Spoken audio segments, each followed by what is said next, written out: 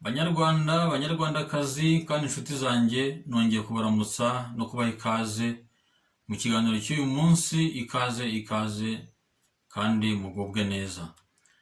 Ndabamenyesheje yuko igihe cyose tuzaba tuganira ibintu byose bifite umumaro kandi nzakomeza mbahate ibyiza mpaka kugira ngo dukomeze tujye mbere kandi twunguke inama zizajya zidufasha mu buzima bwacu bwa buri munsi.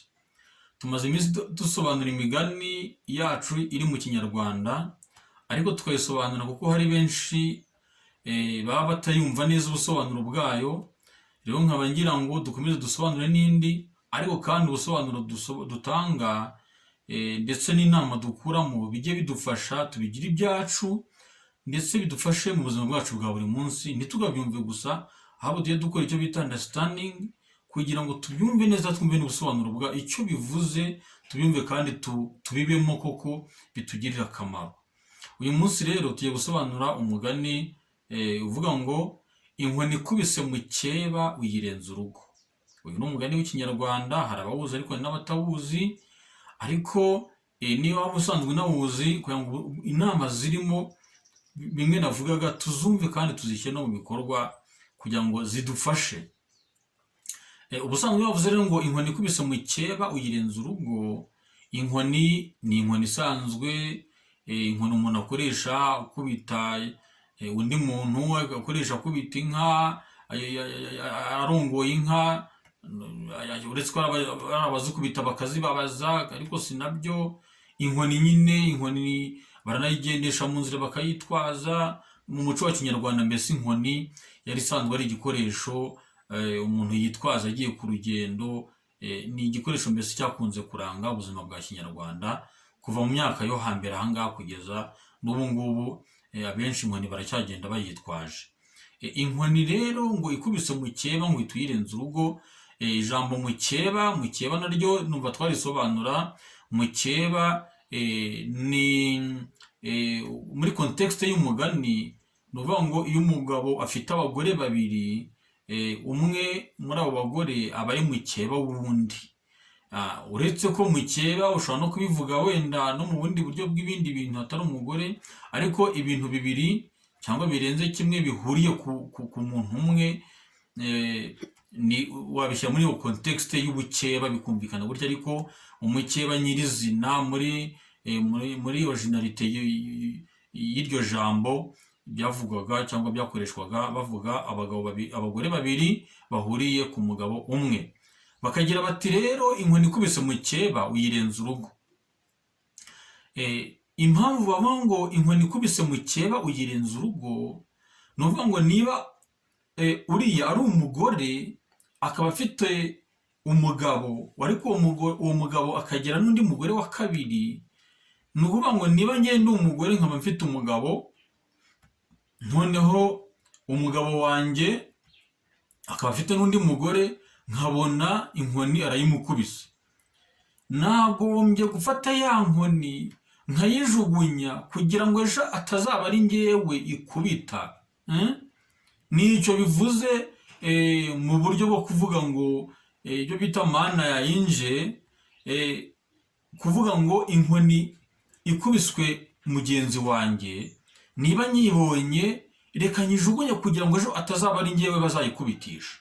Nicyo bivuze mu busobanuro bwahuranyije. Ariko mu yandi magambo noneho winjiye mu mugani mo imbere, bashatse kuvuga ngo niba ubonye ikibi gerageza ugikumire, cyangwa niba ubona hari ibyago bigwiriye mugenzi wawe, ugerageze kumuba hafi, ugerageze kubirwanya kugira ngo ejo atari wowe bizabaho. Hari ubwo abantu bagira gutya bagashyira igiti mu ryinyo, bakabona ibibi biba, bakabona ibi n'ibi, kandi biza bigira nabi bagenzi babo, ukabireba ukirebera ku rutugu, ukumva ntacyo bikubwiye kuko atari wowe biriho. Nyamara ejo cyangwa ejo bundi ari wowe bishobora kugwiririra. Mu Kinyarwanda baravuga ngo bucya bucyana ayandi, ntabwo uzi uko ejo bushobora kuzacya bimeze. Ibyago byangwiriye umunsi ejo bishobora kuba ari wowe byagwiririra.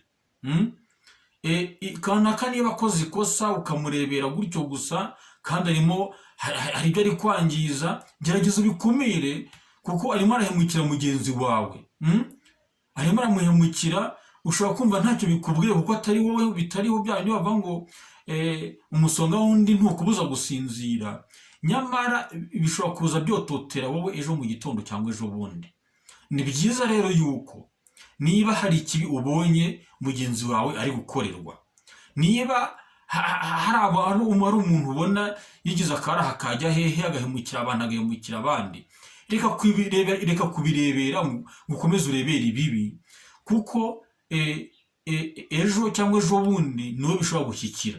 Bajya bavuga ngo uhishira umurozi ngo akakumara nk'urubyaro, uwo nawe ni uwundi mugani. Ariko ni ukuvuga ngo niba ubonye umuntu kanaka arimo arakorera ibibi mugenzi wawe, reka kubirebera, kuko ushobora kubirebera gutyo ariko ejo cyangwa ejo bundi akaba ariho noneho azaza akigirizaho nkana. Ni byiza rero yuko imigani nk'iyi ngiyi twayumva, twayiha agaciro, tukumva icyo isobanuye, kandi ubwo busobanuro tukabushyira mu buzima busanzwe. Ibyo tubamo, ibyo twumva, ibyo tubwirwa, tukagerageza kubihuza nabyo kugira ngo bidufashe, bitubere, tubishyire mu mico yacu, mbese bitubere akabando, bidufashe, bibe inyigisho mbese dushingiraho buri munsi, kugira ngo tumenye uburyo twirinda ibyo duhura nabyo byatugirira nabi. Rero mugenzi wawe mufate nkawe, kandi wumve ko mugenzi wawe ari nkawe, umureberere, umubere ijisho, kandi urwanye ibyaza bimugirira nabi, nawe arwanye ibiza bikugirira nabi, kugira ngo dufashanye ejo cyangwa ejo bundi hatazagira ibizaza bitwototera, nyamara twarabibonye kare tukanga kugira gute, tukanga kubirwanya. Rero ndabifuriza kugubwa neza, ndabifuriza kuba maso buri munsi, kugira ngo dukomeze tujye imbere, kandi ubuzima bwacu, inyigisho duhura nazo zidufashe muri ubwo buzima, kugira ngo tubeho dutekanye kandi tugana aheza.